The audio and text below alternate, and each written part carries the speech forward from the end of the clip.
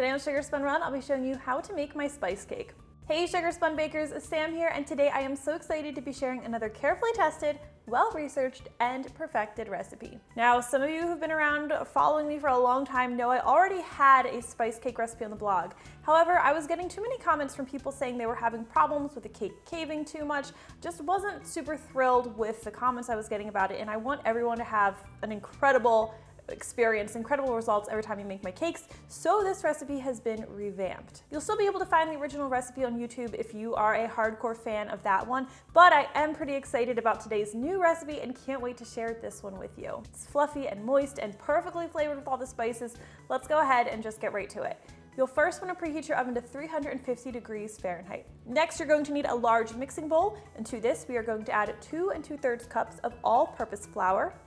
Now for the sugar for today's recipe, we are going to be starting with dark brown sugar. Dark brown sugar is made with molasses. It helps give this spice cake a nice, true spice cake flavor, perfect for fall. You'll need 1½ cups, and this is firmly packed dark brown sugar.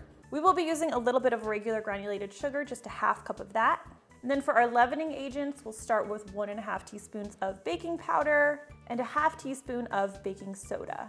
We'll also add a teaspoon of regular table salt. And now we get to our spices. Starting with cinnamon, you'll need 2½ teaspoons of ground cinnamon, 1 teaspoon of ground ginger. Where's the ginger?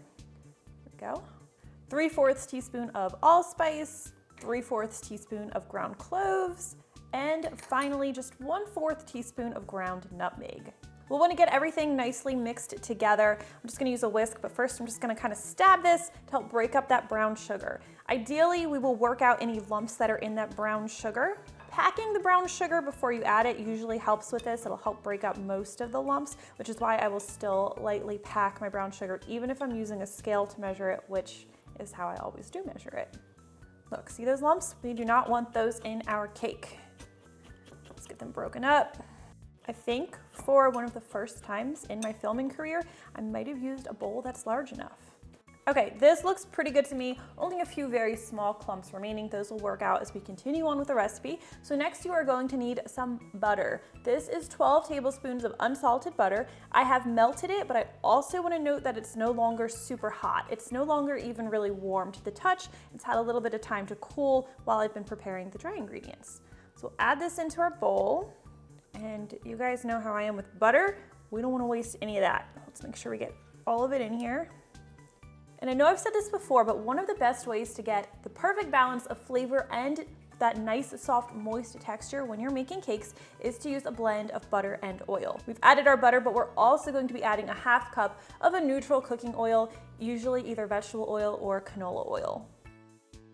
Now, I could work everything together with my spatula. That would be fine, but I am just gonna grab my electric hand mixer here. It's gonna make the job a little bit easier for me, and I'm just going to stir everything together until I have a nice smooth batter. Oh, or not, because it's not plugged in. There we go. And I say smooth batter, but at this point, it's really, what I'm really looking for is a batter that's completely combined. It's gonna be a little bit dry, a little bit stiff, which is one of the reasons I like to use the mixer rather than a spatula, which is just a little bit more physical effort. I don't know if you guys can tell, but I'm not all about the hard manual labor here. Okay, so you can see everything is well combined. The important thing is that there are no streaks of dry flour remaining. I'm just gonna use my spatula to scrape the sides and bottom and look for any, but all of the flour mixture has been coated with that butter and oil. All right, next we are going to add 3 large eggs. Now ideally these should be at room temperature, just going to help everything combine a little bit better. I always like to crack my eggs in a separate dish, just helps me keep from getting any shell in the bowl. And then if you've ever cracked a bad egg, you know how terrible that is. You do not want to crack a bad egg into your batter, because then you have to toss everything. Oop.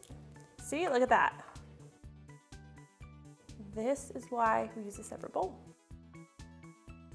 We're also going to add a tablespoon of vanilla extract, which just gives this spice cake the perfect balance of flavor. Really, the vanilla really complements the spices really well, and we're going to stir everything together until the mixture is nice and smooth. Okay, now we're starting to look like a cake batter here instead of like a dry, crumbly cookie dough.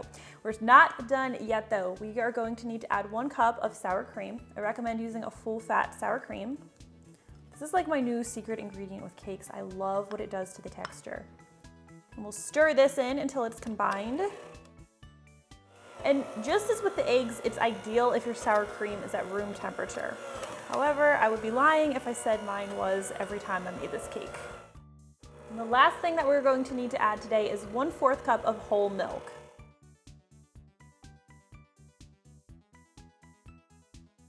This is looking pretty good, but I do want to scrape the sides and bottom of the bowl to make sure I have a nice uniform batter. I don't know if you can see that, but there was some thicker, darker batter hiding on the bottom of the bowl. So I'm glad we're doing this. We're getting everything nicely combined. Okay, so today's recipe can be baked as a sheet cake in a 13x9 pan, in 2 9-inch round pans, or today I'm going to be baking it as a layer cake in 2 8-inch pans. Now I'm just going to spray these cake pans with a little bit of baking spray. You do want to use a baking spray that is made with flour, not a cooking spray. Just gonna spray the sides and bottom. If you don't have baking spray, you can grease and flour the pans instead. Just make sure to tap out any extra flour. Make sure I have a nice even layer.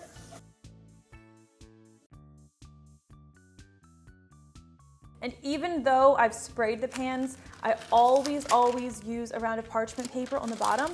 This is just going to give me that extra insurance that the cake is not going to stick, which is the worst thing that could happen. And I guess there are worse things, but thinking about making this cake, it's the worst thing that could happen.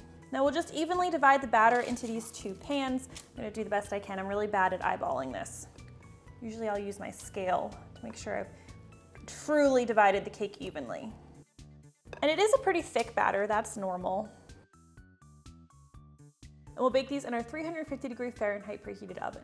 Now for 2 8-inch pans, I find the cakes typically take about 38 minutes to bake, but this can vary depending on the particular cake pans that you're using. Like if they're darker, they'll bake faster, lighter, they'll bake for less time. I'll typically start checking my cakes around 35 minutes. These took about 38 minutes. Best way to tell that they're done is if you touch the cake and it lightly springs back to the touch, that's a good indicator. It shouldn't seem liquidy. And a toothpick inserted in the center should come out clean, or preferably with a few moist crumbs, but no wet batter. Once your cakes have cooled in their pans for about 10 or 15 minutes, you'll want to take a butter knife, run it along the edge of the pan. Yes, we greased the pan. This is just an extra security step, just in case it's stuck or you missed a spot. It happens. And we are going to carefully invert these onto our cooling racks. Still a little warm, so don't burn yourself. Look at that, comes out nice and clean. You can remove your parchment paper security blanket. And we're going to let these cool completely, 100% before we try frosting them. So once your cakes have cooled completely, we can go ahead and decorate them. I'm gonna make this really quick. You could absolutely level your cakes, but they bake pretty flat, and since this one, it's just going to my family, it doesn't need to win any awards. I'm just gonna leave them as is. I do like to put a little dab of frosting on my cake platter, just to keep the cake from sliding around. There is a cake platter right here. It just blends in with the camera. My sister said you can't see it. Now again, this is just my cream cheese frosting. It pairs super, super well with this cake. Really brings out the flavors. They just complement each other really nicely. And so much for my cake not sliding. There we go. A nice layer right here in the middle. Also, last time I leveled a cake, somebody gave me a hard time because I leveled the cake and then I didn't level the frosting, and that was a big deal. They were very mad about that. Now with this cake, I like to do a lot of frosting on top and then just kind of do a semi-naked layer around the edges. All right, let's go ahead and cut into this cake. Take a look at it, take a taste of it.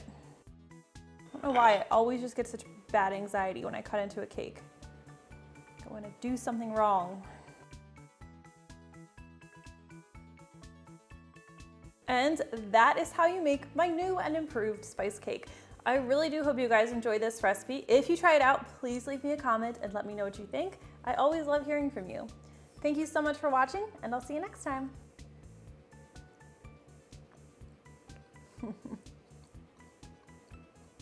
This is so good.